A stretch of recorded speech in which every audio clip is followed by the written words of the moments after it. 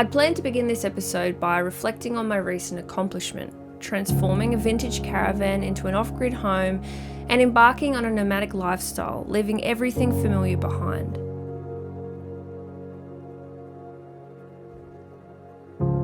However, the impact of this journey feels indescribable and has truly changed my life. I've overcome numerous fears, from towing a 5-ton car and caravan over 5,000 kilometres to parking in remote locations far from home, all on my own.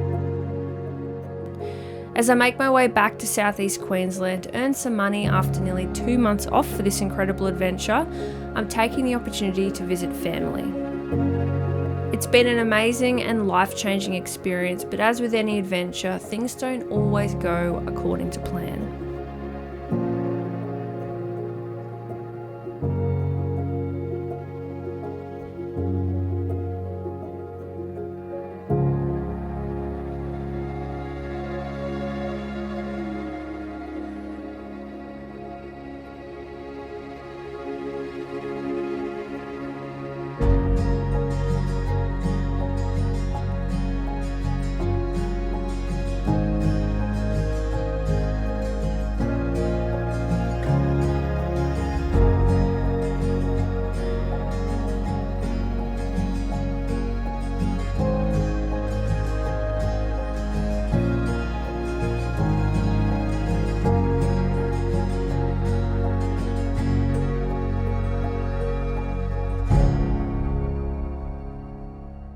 So today I'm starting the long leg home back to southeast Queensland, which is 13 hours away from where I am now, and I think close to 1,500 kilometres. I've spent about a month hanging out in the Alpine region in Australia, trying to find cooler weather, but I've since learnt that in Australia, in summer, you just can't avoid the heat.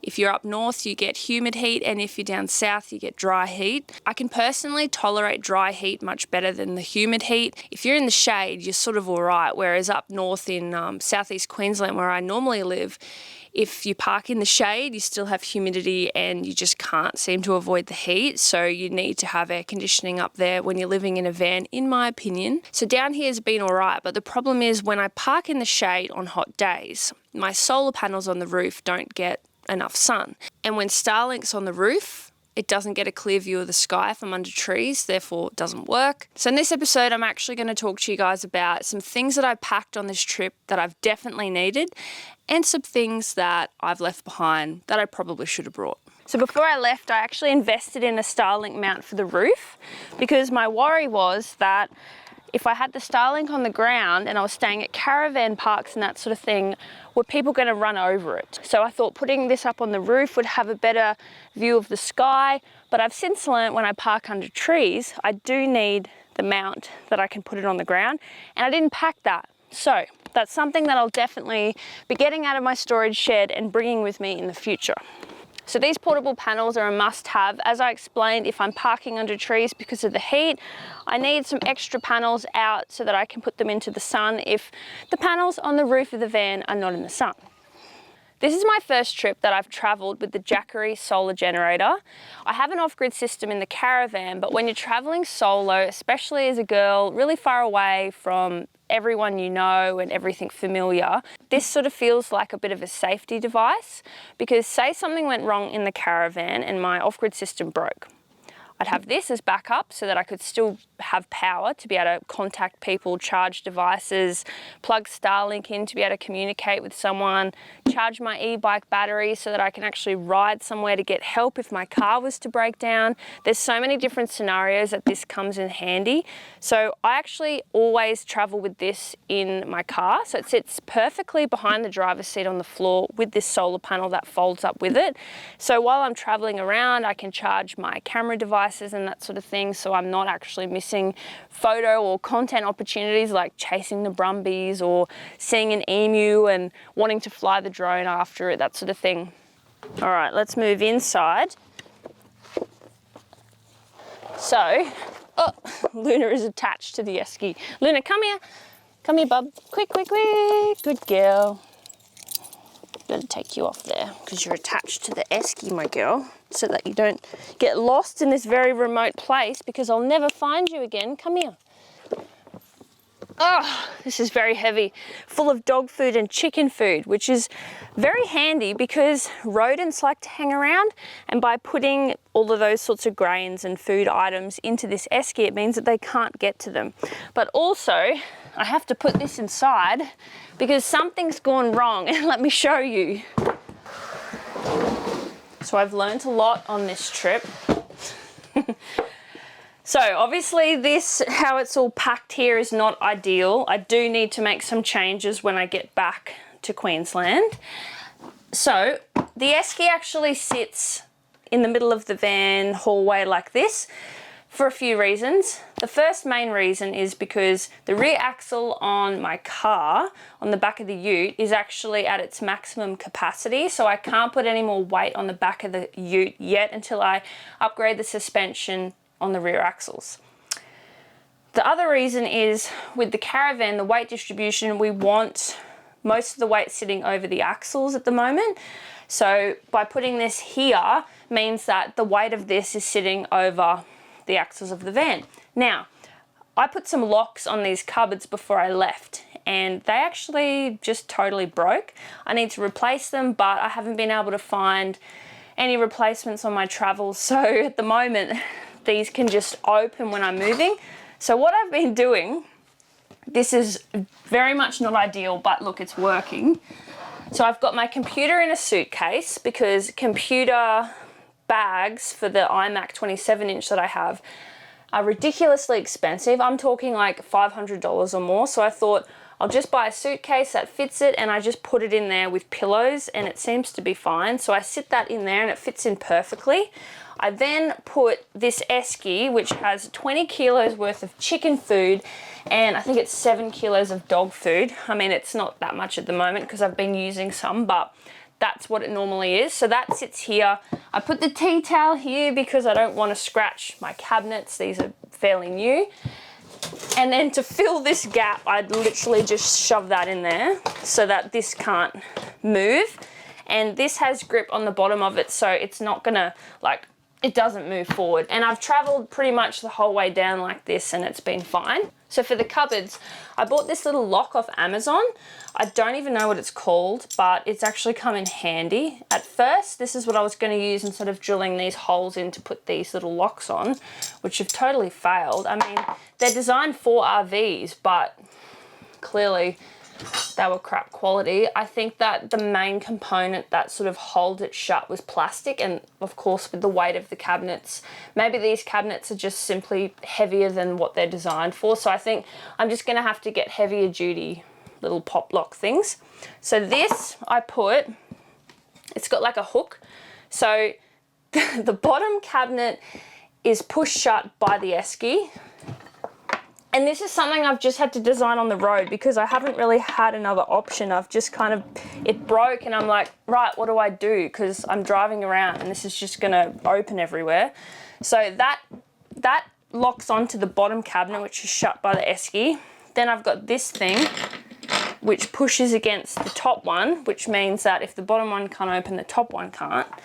I have little pieces of toilet paper that I tuck in there so that this little thing doesn't damage the cabinetry, because otherwise it'll mark it.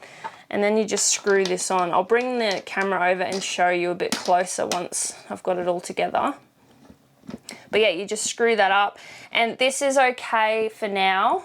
It hasn't failed yet. And as soon as I get back to Southeast Queensland, I'm gonna buy some more of these, some heavier duty ones, and replace them.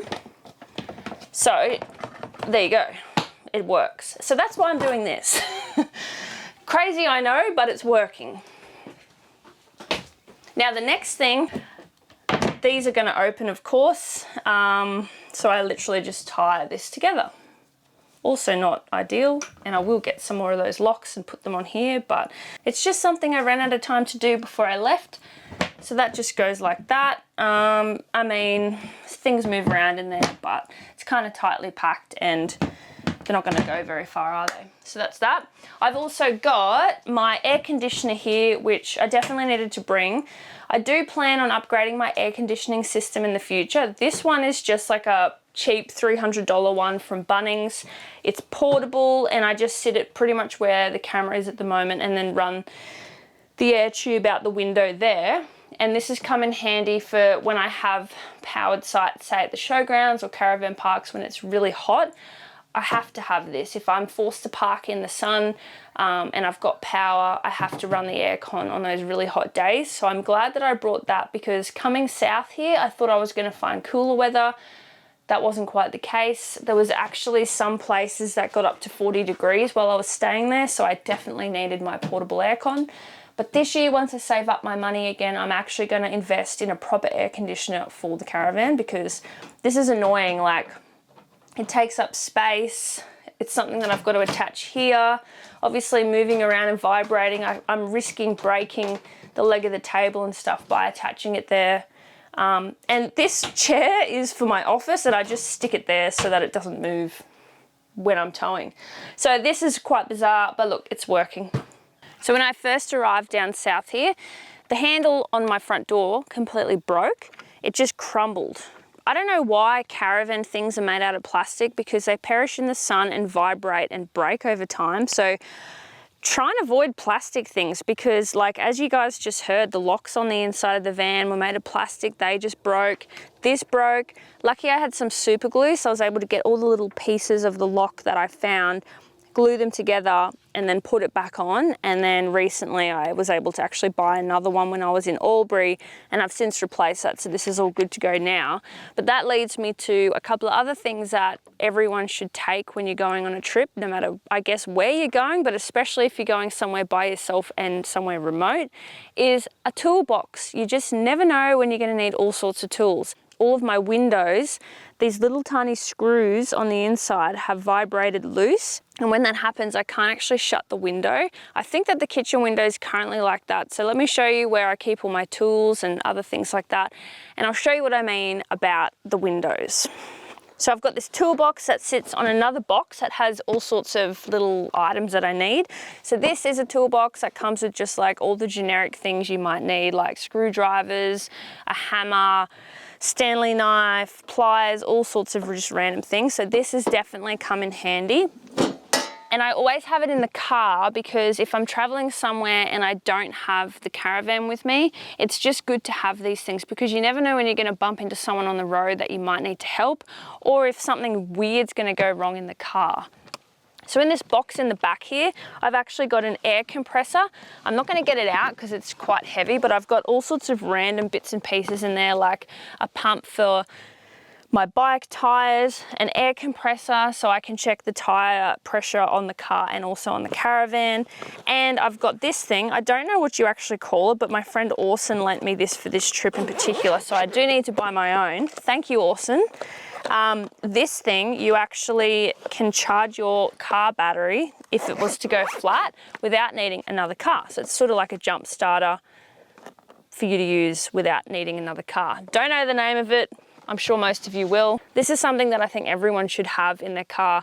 Just like stuff to change a flat tire. How often do our batteries go flat? Everyone needs one of these.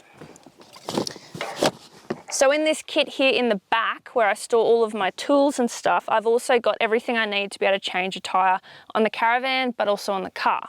So something annoying that I find always happens is as soon as I put these locks on, I have to take it off because there's something I need in the drawer, which is today the screwdriver. I actually took it out of that box in the car and left it inside. Whoop, where did that go? Oh, there. So I actually took the screwdriver out of the toolbox in the car and left it in here because I've been needing to do this all the time. So what's happening with my window is, see how that just won't shut? It's because these little screws are coming loose and then it blocks it from being able to shut. So all I've got to do, probably should put that blind up a bit more, is just literally screw this in a bit more. If I can get it in. Just screw that in until it's tight and then the window should shut. This is very annoying and it's happening like every time. There we go. So now it's latch shut. That's happening every single time I'm towing the van, and same in the bedroom. So yeah, that's something else that I'm gonna have to fix when I get home. But another reason why having a toolbox with random things comes in handy, because you never know when some weird thing in the van is gonna go wrong. If you're interested in seeing behind the scenes exclusive content, your name mentioned in my video credits, or early access to my YouTube videos, you might like to consider becoming a patron. By becoming a patron, you're not just joining a community, you're also financially supporting my video production and my nomadic lifestyle moving forward. To become a patron, follow the link in my description below this video. Until next time, thank you for your support, and I'll see you in my next episode.